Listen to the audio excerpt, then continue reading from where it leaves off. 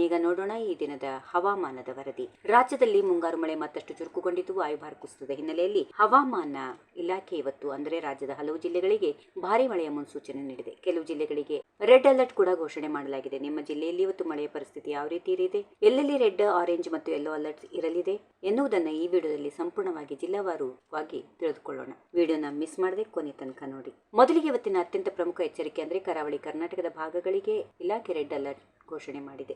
ದಕ್ಷಿಣ ಕನ್ನಡ, ಉಡುಪಿ ಮತ್ತು ಉತ್ತರ ಕನ್ನಡ ಜಿಲ್ಲೆಗಳಲ್ಲಿ ಇವತ್ತು ಭಾರಿ ಮಳೆಯಾಗುವ ಸಾಧ್ಯತೆಗಳಿವೆ. ಕರಾವಳಿ ಭಾಗದಲ್ಲಿ ಈಗಾಗಲೇ ನದಿಗಳ ನೀರಿನ ಮಟ್ಟ ಹೆಚ್ಚಾಗಿದ್ದು ತಗ್ಗು ಪ್ರದೇಶಗಳಿಗೆ ನೀರು ನುಗ್ಗುವ ಭೀತಿ ಎದುರಾಗಿದೆ. ಭಾರಿ ಮಳೆಯ ಮುನ್ಸೂಚನೆ ಹಿನ್ನೆಲೆಯಲ್ಲಿ ಮುನ್ನೆಚ್ಚರಿಕಾ ಕ್ರಮವಾಗಿ ದಕ್ಷಿಣ ಕನ್ನಡ ಜಿಲ್ಲೆಯ ಶಾಲೆ ಮತ್ತು ಪಿಯು ಕಾಲೇಜುಗಳಿಗೆ ಇವತ್ತು ರಜೆ ಕೂಡ ಘೋಷಿಸಲಾಗಿದೆ. ಮೀನುಗಾರರು ಸಮುದ್ರಕ್ಕೆ ಇಳಿದಂತೆ ಕಟ್ಟುನಿಟ್ಟಿನ ಸೂಚನೆ ನೀಡಲಾಗಿದ್ದು ಪ್ರವಾಸಿಗರು ನದಿ ಅಥವಾ ಬೀಚ್ಗಳ ಹತ್ತಿರ ಹೋಗದಂತೆ ಹವಾಮಾನ ಇಲಾಖೆ ಎಚ್ಚರಿಕೆ ನೀಡಿದೆ. ಇನ್ನು ಮಲೆನಾಡು ಮತ್ತು ದಕ್ಷಿಣ ಒಳನಾಡಿನ ಜಿಲ್ಲೆಗಳಾದ ಶಿವಮೊಗ್ಗ, ಚಿಕ್ಕಮಗಳೂರು, ಹಾಸನ, ಕೊಡಗು ಮತ್ತು ಕೆಲವು ಜಿಲ್ಲೆಗಳಲ್ಲಿ ಭಾರೀ ಗಾಳಿ ಸಹಿತ ಮಳೆಯಾಗುವ ಸಾಧ್ಯತೆಗಳು ಇವೆ ಎಂದು ಆರೆಂಜ್ ಮತ್ತು ಯೆಲ್ಲೋ ಅಲರ್ಟ್ ನೀಡಲಾಗಿದೆ.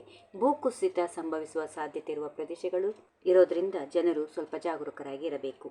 ಹಾಗೆಯೇ ಉತ್ತರ ಒಳನಾಡಿನ ಬೆಳಗಾವಿ ಮತ್ತು ಧಾರವಾಡ, ಹಾವೇರಿ, ಗದಗ, ಕಲಬುರಗಿ ಮತ್ತು ಕೊಪ್ಪಳ ಸೇರಿದಂತೆ ಹಲವು ಜಿಲ್ಲೆಗಳಲ್ಲಿ ಗುಡುಗು ಸಿಡಿಲು ಸಹಿತ ಹಗುರದಿಂದ ಸಾಧಾರಣ ಮಳೆಯಾಗಲಿದೆ. ಇನ್ನು ರಾಜಧಾನಿ ಬೆಂಗಳೂರು ಮತ್ತು ಸುತ್ತಮುತ್ತಲಿನ ಜಿಲ್ಲೆಗಳಲ್ಲಿ ಸಾಮಾನ್ಯವಾಗಿ ಮೋಡ ಕವಿದ ವಾತಾವರಣ ಇರಲಿದ್ದು ಸಂಜೆ ಅಥವಾ ರಾತ್ರಿಯ ವೇಳೆಗೆ ಸಾಧಾರಣ ಮಳೆಯಾಗುವ ಮುನ್ಸೂಚನೆ ಇದೆ. ಬೆಂಗಳೂರಿನಲ್ಲಿ ಗರಿಷ್ಠ ತಾಪಮಾನ 29 ಡಿಗ್ರಿ ಮತ್ತು ಕನಿಷ್ಠ 21 ಡಿಗ್ರಿ ಆಸ್ಪಾಸ್ನಲ್ಲಿದೆ. ಸ್ನೇಹಿತರೆ, ಇವತ್ತು ಇದು ಲೇಟೆಸ್ಟ್ ಹವಾಮಾನದ ವರದಿ. ನಿಮ್ಮ ಜಿಲ್ಲೆಯಲ್ಲಿ ಈಗ ಮಳೆ ಬರ್ತಾ ಇದೆಯಾ ಇಲ್ವಾ ಅನ್ನೋದನ್ನ ನಮಗೆ ತಪ್ಪದೆ ಕಾಮೆಂಟ್ ಬಾಕ್ಸ್ ನಲ್ಲಿ ತಿಳಿಸಿ. ಈ ಮಾಹಿತಿ ನಿಮಗೆ ಉಪಯುಕ್ತ ಅನಿಸಿದ್ರೆ ದಯವಿಟ್ಟು ವಿಡಿಯೋಗೆ ಒಂದು ಲೈಕ್ ಮಾಡಿ ಮತ್ತು ನಿಮ್ಮ ಸ್ನೇಹಿತರಿಗೆ ಶೇರ್ ಮಾಡಿ. If you like this video ಬೇಗ ಲೈಕ್ ಮಾಡಿ, ಕಾಮೆಂಟ್ ಮಾಡಿ, ಶೇರ್ ಮಾಡಿ ಹಾಗೂ ಯೋಯೋ ಟಿವಿ ಕನ್ನಡವನ್ನು ಸಬ್ಸ್ಕ್ರೈಬ್ ಮಾಡಿ.